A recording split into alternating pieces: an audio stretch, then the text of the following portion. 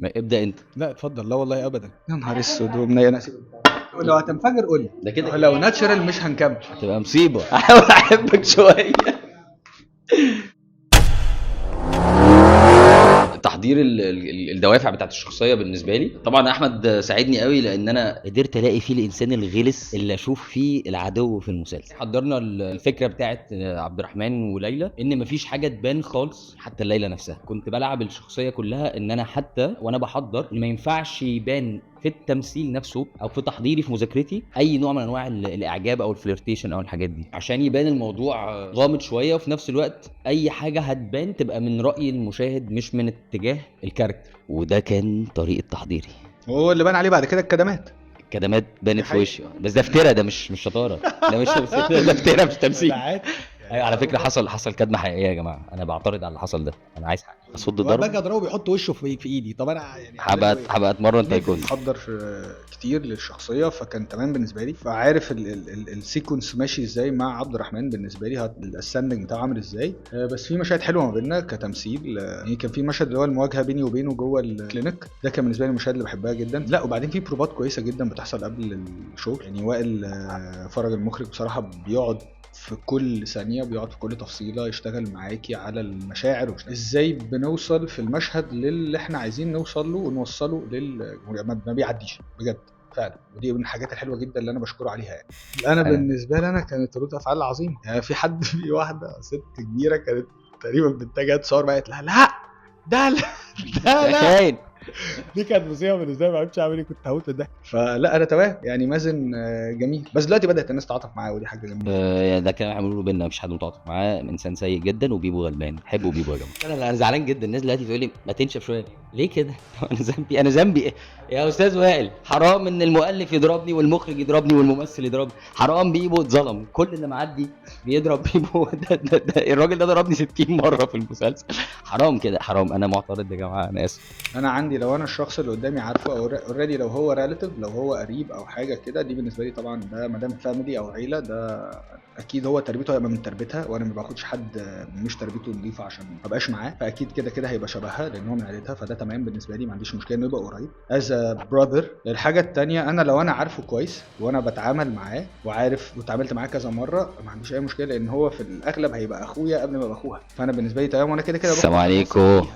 مش واخد واحده من الشارع يعني عشان اقول ان هي هتعمل حاجه يعني. هيرد معلش يا جماعه، كل ما هو محلل، مفيش اخوات، مفيش صحاب، مفيش في بعيدا عن مصري ولا اب ولا اخ ولا اخت، ولا اب ولا اخ ولا مين. يعني الاب ماشي عشان اب بس، والاخ ولا هوا ولا ميه. انا كعبد الرحمن في المسلسل انا رافضني يا جماعه، انا مع مازن، بس برضو مازن وحش جدا. انت مع مازن؟ لا انا مع المبدا. يعني انت مع ان انت تعمل اللي مازن عمله؟ لا مازن كده كده ملوش يعمل حاجه. مازن ده مش بني ادم او لا بجد ولا سؤال بسيط جدا. هل انت مش شايف ان انا كراجل المفروض يبقى عندي لما باخد واحده ابقى واثق فيها ثقه معينه، ان هي يبقى عندها حتى وهي عارفه الباوندريز وعارفه حدودها وعارفه كل حاجه، فانا لما بنقي حد لازم ابقى واثق فيه جدا. انا عارف حدودها وانا موجود في الحدود دي. اكريتلي. انا لو مش هعمل ده يبقى احنا نعيش في مجتمع ايه 100% حجري.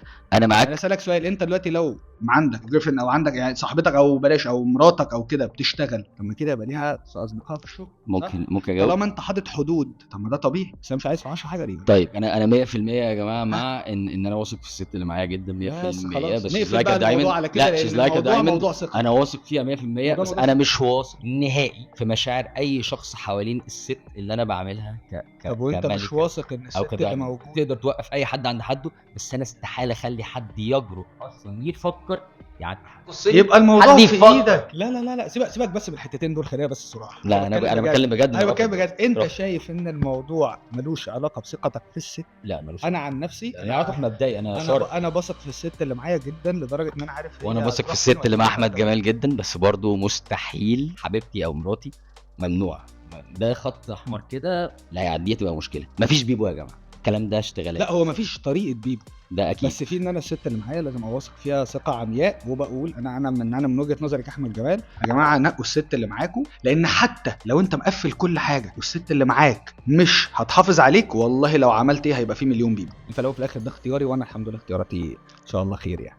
مش هغير كلام يعني بعيد عن الضرب، يعني اخوات يا جماعه. الفترة دي بقى هو من صحابي جدا طبعا، شريف للأسف تقى برضو، وناس كتير يعني جانا طبعا، جامايكا صاحبي من زمان، صبر أول حاجة تقريبا اشتغلناها مع بعض كان بنتين من مصر، ودي كانت أول حاجة تعملها كفيلم مصري موجود يعني. إنجي برضو اشتغلنا كتير مع بعض، بس بقى في روح، لأن خلي بالك احنا كنا قاعدين في وش بعض بجد ليتلي احنا 6 شهور. يعني بيعدي عليك اليوم بتصحي الصبح خلاص اللي هو مش موضوع سلام اللي هو صباح، لا انت كانك معدي في بيتكم، عارف تعدي في بيتكم فمش قادر اسلم على بابا وماما، خلاص اللي ما فيش صباح الخير اصلا، انا معديين مكملين اليوم كانه ما خلصش. بس دلوقتي الاحسن ان بعد ما خلص التصوير احنا كلنا بنسال على بعض بجد وبنخرج وبنتقابل، فالعمل ده كون لي اسره انا حبيتها قوي. احنا بجد يا جماعه قبل اكشن الدنيا فكه وهزار وضحك وجامايكا، وطبعا ده سيبوكوا من شايفينه، ده مش بني ادم، ده مصيبه قبل التصوير. فازاي بعد تبقى مثلا واحد زي ده مش بني ادم المفروض تدمع بعديها بثانيه، وهو بيبص لك مثلا وبيعمل لك كده الحركات بتاعته دي. فكان لا انا بالنسبه لي كانت كواليس لطيفه، الناس كلها سكر باي ذا واي انا برضه عايز اشكر بس كل الكرو اللي كان ورا الكاميرا بجد، الناس دي من جامده. اخراج، تصوير، ستايلست، خدمات، كل الناس يا جماعه بجد شكرا على ان انتوا وقفتوا في ظهرنا، والموضوع طلع بالشكل ده واحنا واصلين للمرحله دي بسبب اللي انتوا عملتوه. في حد لازم نشكره يا جماعه، انا بالاخص هشكره عشان وشي كله كدمات بسببه. امين جمال اخويا وحبيبي المؤلف، اللي كل كام سطر يكتب لعبد الرحمن يتضرب واحمد جمال سعيد يتوصى يعني. فنحب نشكره جدا برضه.